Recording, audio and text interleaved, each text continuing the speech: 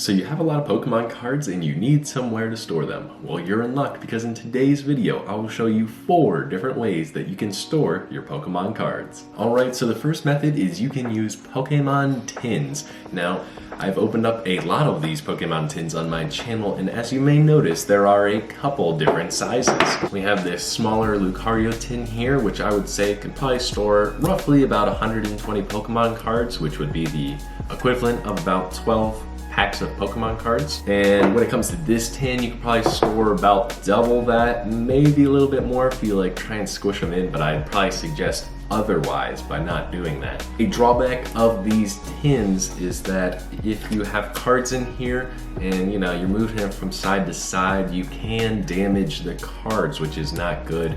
Or if you just don't put them in properly, they could get bent or warped, I guess I should say. So it might not be the safest way to store your Pokemon cards, but if you just have a bunch of common Pokemon cards and you're not too worried about if they get damaged or not, then that's okay. Or if you just have it sitting on a shelf and not really moving around all that much, then I guess you could probably keep your cards in a decent condition. Also, with these tins, if you're out and about, I don't know, moving your cards around a lot, if you drop a tin or hit it against something, they can easily get dented and damaged. So if you have a tin that looks really cool and you don't want to damage it at all, then I'd probably suggest using a different way to store your Pokemon cards. Now for the second way for you to store your Pokemon cards, as you see here, I have an Elite Trainer Box. Now, the Elite Trainer Box is going to be more expensive than a Pokemon tin, but you do get a pretty good amount of storage whenever you store your Pokemon cards. As you can see here, I have a lot of Pokemon cards in here. The Elite Trainer Boxes will come with dividers, so it is easy for you to sort of separate and somewhat organize your Pokemon cards like I typically do. I have energies and then trainer cards and then Pokemon. It's a little bit difficult though if you're looking for a specific Pokemon card. It could take a really long time to search through here, so I typically organize it also by the Pokemon type. But it is a good way to store like a lot of Pokemon cards. I'd probably say it is also definitely safer to store cards in a Elite Trainer Box than it is to store them in a Pokemon tin. However, your cards can still get damaged. If your Elite Trainer Box isn't completely full and it leans to the side like this, then your cards can get slightly warped. So you want to make sure that you have enough stuff in here to prevent it from moving side to side, because that can warp your Pokemon cards. Once you fill it up, it can be kind of hard to pull them out. Like as you can see here, I'd have to sort of grab at the side of the Pokemon card to pull them out. You might not even know what you're pulling out, but it is still a lot of storage for your Pokemon cards, and while it is a little bit more expensive, you get other goodies for it too. If you don't already have a poison and burn counter, then an Elite Trainer Box is obviously nice. But we're talking about storage, so I'll keep it to storage. I still have 2 other methods to show you of how you can store your Pokemon cards, so let's keep going. Alright, so for the third way to store your Pokemon cards, I have here a Durable View 3-ring binder from Walmart. Now you can easily find these at Walmart right now since there's a lot of back-to-school shopping, and they are very convenient to store Pokemon cards. You are going to notice that you will need sleeves for them, and Walmart sells those as well. But make sure the binder that you get has the right width for your card sleeves. You don't want one that's too far apart, because that is possible, and then your card sleeves won't fit.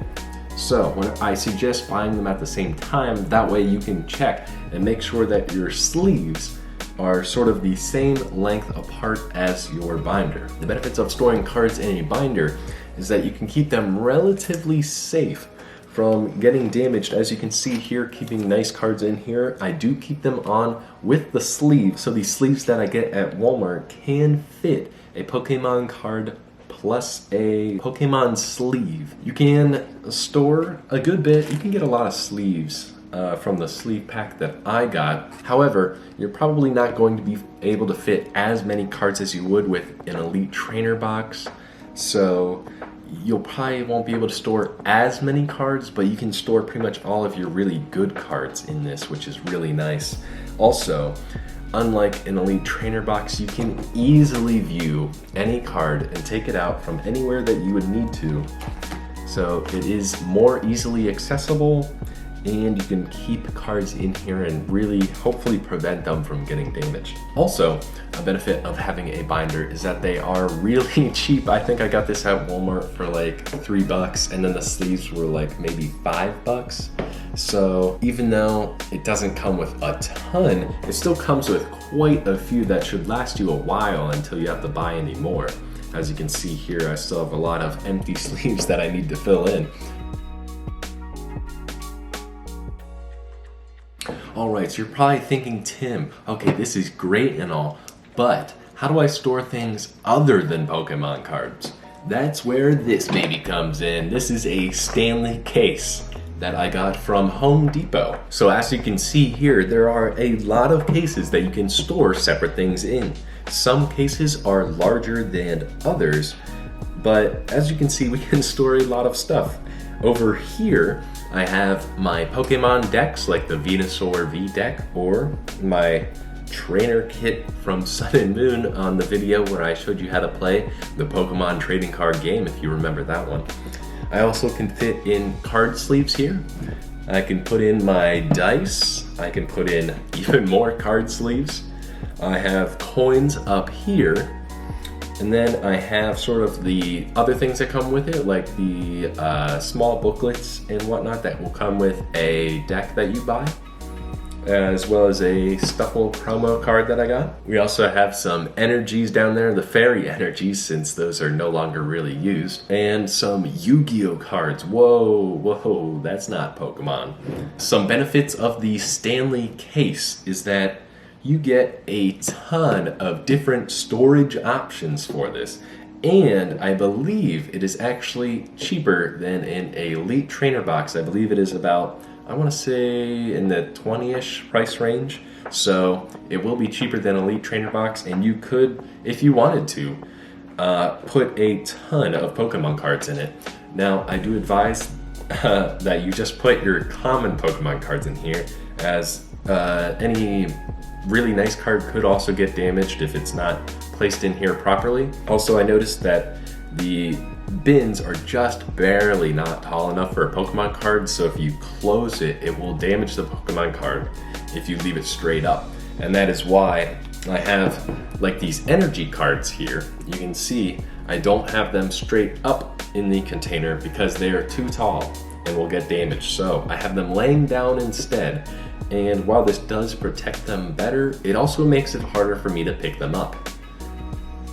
And if you were trying to get to a card at the bottom, that's going to be really difficult, and you're probably going to have to, probably would be better to actually just take out the actual container itself and then just dump them out as such.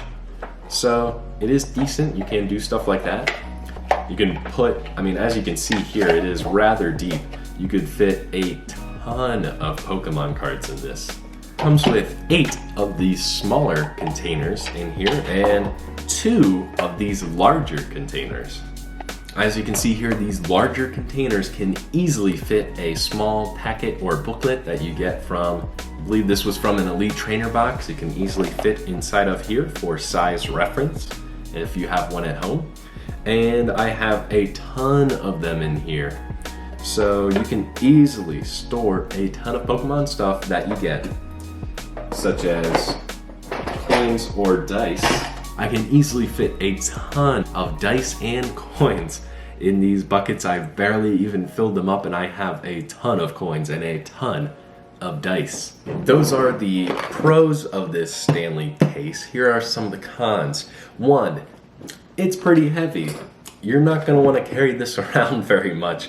If you go to a tournament or whatever, this is not going to be fun to carry around. 2, it's pretty large. Along with the weight, it is also going to take up a lot of space, which is why I usually just have it sitting on a shelf. because moving it around a lot, it would be a pain, and finding anywhere else for it would also be a pain. So just leaving it on a shelf and opening it up when I need to and storing things inside and taking things out when I need to is the best bet, at least if you're just gonna keep it at home. Of course, this was originally made for, well, it's actually made for people to store stuff like screws and nails, but that doesn't mean you can't use it for Pokemon card stuff, and I don't see why not. You can store a ton of stuff for only around $20-ish. So these are the 4 ways that you can store your Pokemon cards. Tell me down in the comment section below which method you use to store your Pokemon cards. That's all I have for today's video.